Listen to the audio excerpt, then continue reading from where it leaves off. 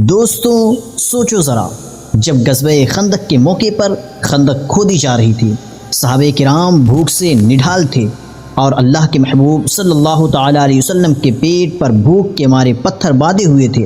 ایسے وقت میں ایک صحابی جن کا معمولی سا کھانا رسول کریم صلی اللہ تعالیٰ علیہ وسلم کے دست مبارک کی برکت سے ہزاروں پیٹ بھر گیا۔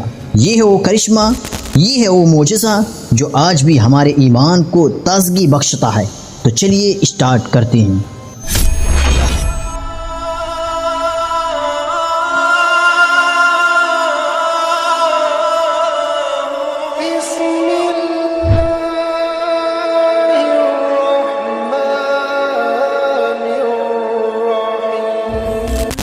السلام علیکم ناظرین کرام، میں ہوں محمد قاسم اور آپ دیکھ رہے ہیں مصباحی نیٹ ورک۔ دوستو، حضرت جابر رضی اللہ تعالی عنہ بیان فرماتے ہیں کہ جب غزوہ خندق کے موقع پر خندق کھودی جا رہی تھی تو میں نے نبی کریم صلی اللہ تعالی علیہ وسلم کو بھوکا پایا۔ تو حضرت جابر رضی اللہ تعالی عنہ اپنی بیوی کے پاس آتے ہیں اور انہوں نے اپنی بیوی سے پوچھا کہ آپ کے پاس کچھ کھانے کے لیے ہے؟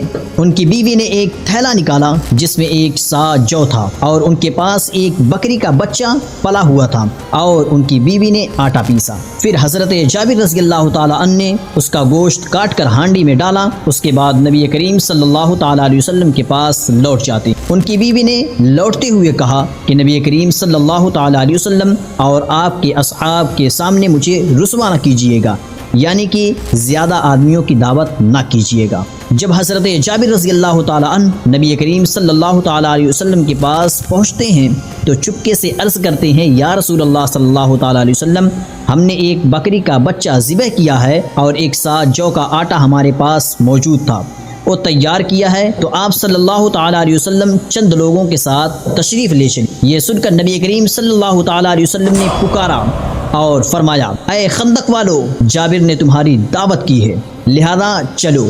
اور نبی کریم صلی اللہ تعالی علیہ وسلم نے فرمایا، میرے آنے تک نہ ہانڈی کو اتارنا اور نہ ہی گوندھے ہوئے آٹے کی روٹی پکانا۔ چنانچہ حضرت جابر رضی اللہ تعالی عنہ اپنے گھر آتے ہیں اور نبی کریم صلی اللہ تعالی علیہ وسلم سب لوگوں کے ساتھ تشریف لائے۔ تو جب حضرت جابر رضی اللہ تعالی عنہ اپنی بیوی کے پاس آتے ہیں تو ان کی بیوی ان سے کہتی ہے، آپ ہی کی فضیحت و رسوائی ہوگی۔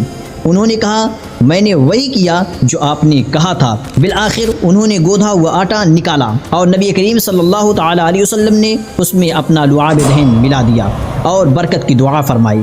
پھر ہانڈی میں لعاب دہن ملایا، اس کے بعد فرمایا، ایک روٹی پکانے والے کو اور بلا لو اور ہانڈی سے سالن نکالو، مگر اس کو اوپر سے نہ اتارنا۔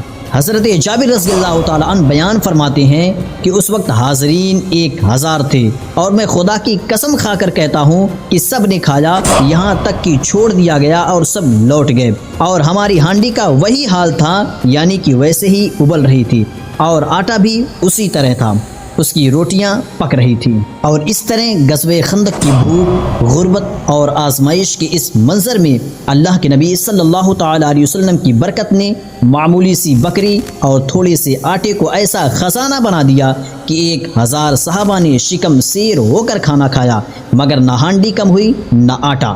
یہ واقعہ ہمیں یہ سبق دیتا ہے کہ جب نیت خالص ہو، جب ایمان پختہ ہو تو اللہ کی برکت رحمت کو کشادگی میں تبدیل کر دیتی ہے اور برکت وہاں اترتی ہے جہاں اخلاص ہو۔